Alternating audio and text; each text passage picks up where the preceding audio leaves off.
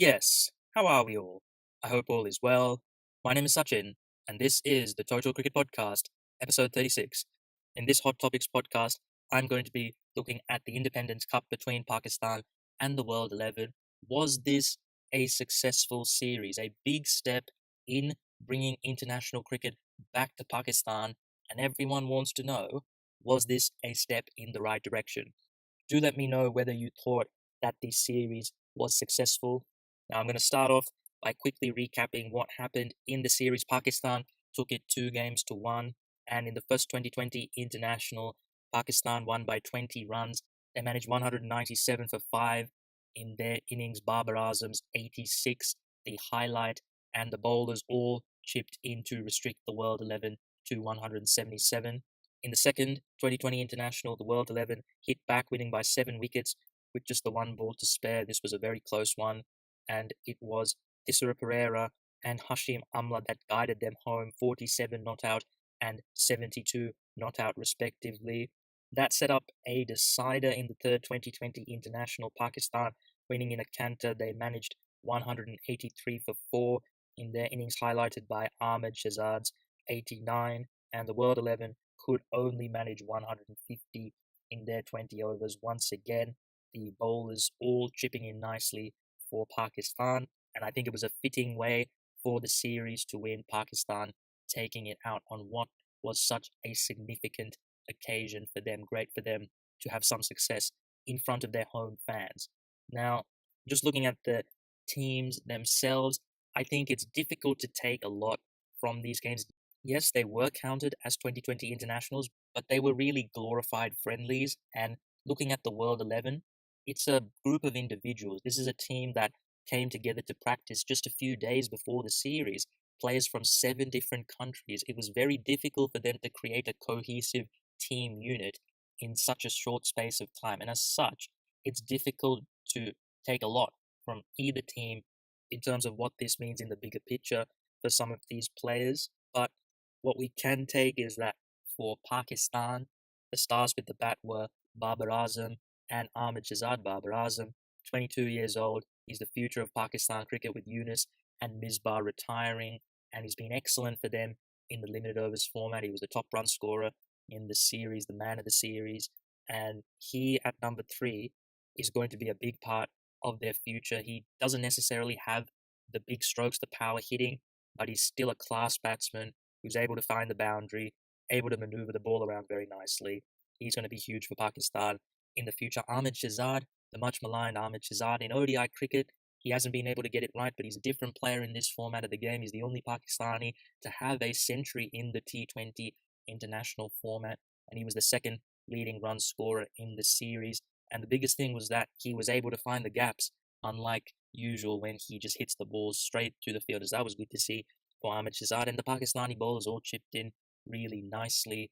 Guys like Ruman Reis, Imad Wazim, Hassan Ali, Shadab Khan, Sohail Khan, all did a really good job for Pakistan. Their skills with the ball were on show. As always, we know how good Pakistan are as a bowling unit. And bear in mind that Muhammad Amir missed this series, and they have guys like Junaid Khan and Wahab Riaz who weren't even in the squad. So that Pakistani bowling is stacked. I like their fielding in this tournament. They were a lot more lively, a lot more energetic than usual, and hopefully we're seeing now a change in culture under Mickey Arthur that Pakistan will rid themselves of that tag of the worst fielding unit in world cricket. And their batting was surprisingly explosive. It must be said that the World 11 bowling wasn't exactly strong, but they were able to put up 170 plus in all of these games. So that's another promising sign for Pakistan. So to summarize, this was a series of great promise for Pakistan, but admittedly not much substance. Now the World 11, as I said before, 7 countries were represented in the World 11. I must say I was surprised by the quality of the players that decided to come, and a lot of them are very decent 2020 players.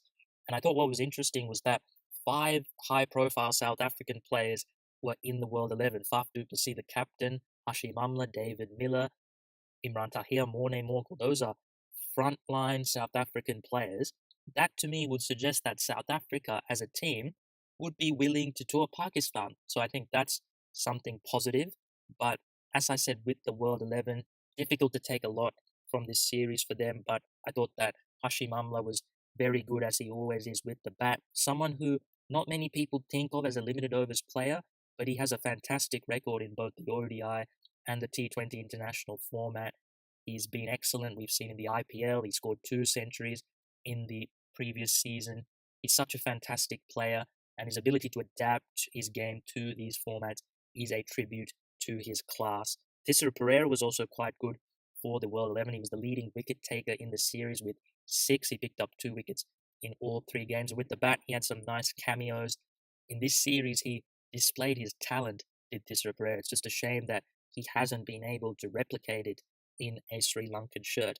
So that's it for the on-field matters in this series. But now on to the most important, most discussed point of the series, and that's the off-field issues. Now, first and foremost, this was a successful series because there were absolutely no incidents. It ran very smoothly, and that was the biggest thing that could have come out of this series. If something had happened, that would have set back this process so many more years. So this was a great success in that regard. And now this is going to pave the way for more games in Pakistan.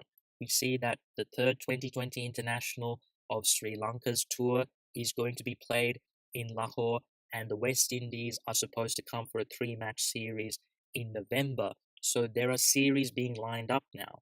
But I think it's important to note that the dream of having a full bilateral series in Pakistan is still a little while away.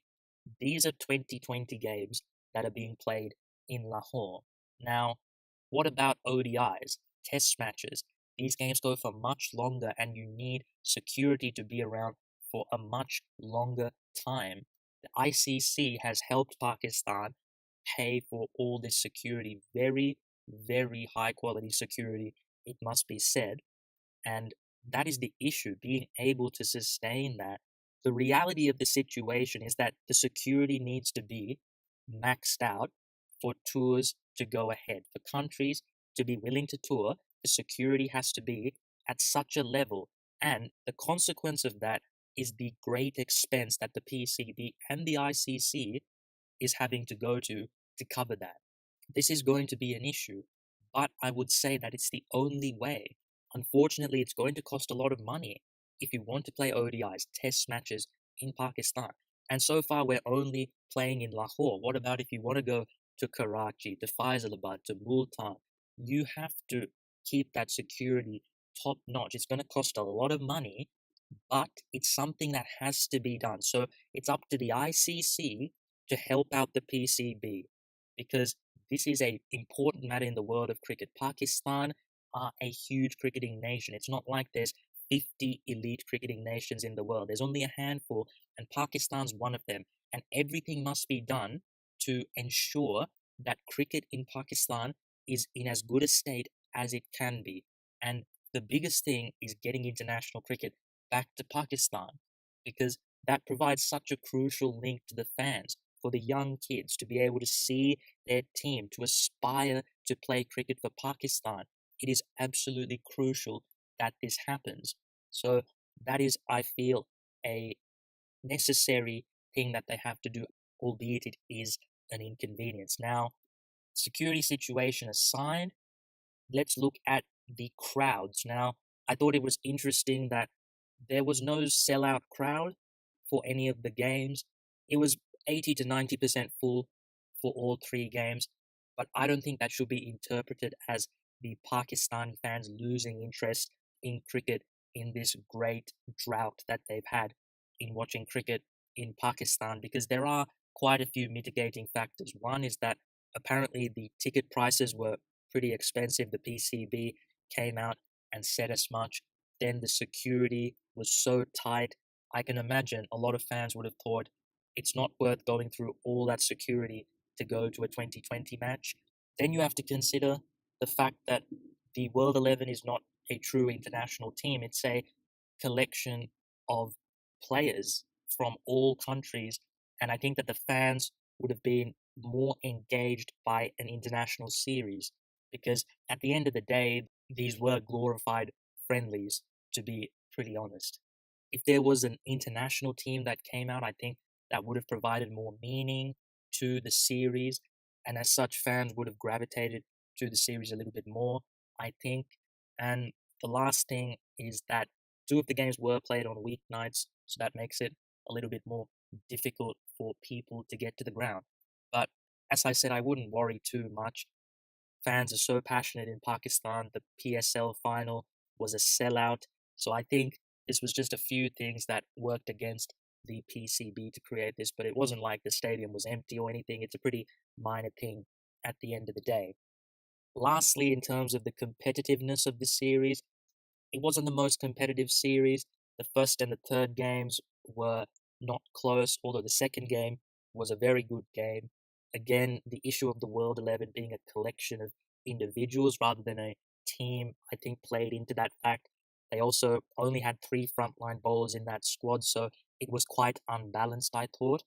But the thing is, the competitiveness of this series isn't the biggest issue.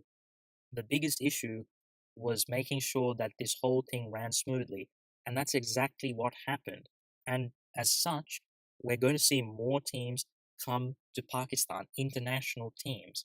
And that's going to help a lot, going to provide more meaning for the fans. Those series will be more competitive. So I don't think it was a particularly big issue. But that's all I have to say about this series.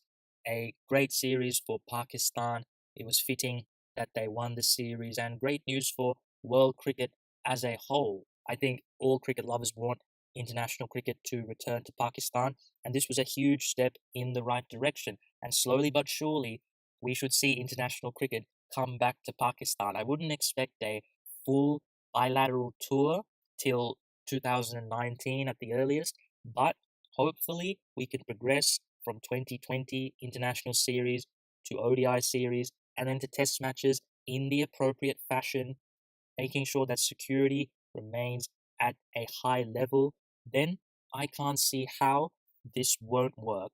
It's just a matter of time, I feel. So, again, great stuff and much needed boost for international cricket in a time where cricket is not growing outside of its traditional powerhouses.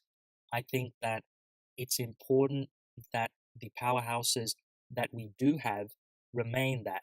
So hopefully, with cricket returning to Pakistan, we see Pakistani cricket continue to flourish. But that is it for me today. I hope you enjoyed the podcast. If you did, you can check it out. We're on iTunes, SoundCloud, and YouTube. All those links can be found on the Twitter page. But until next time, thanks for listening, and I'll see you later.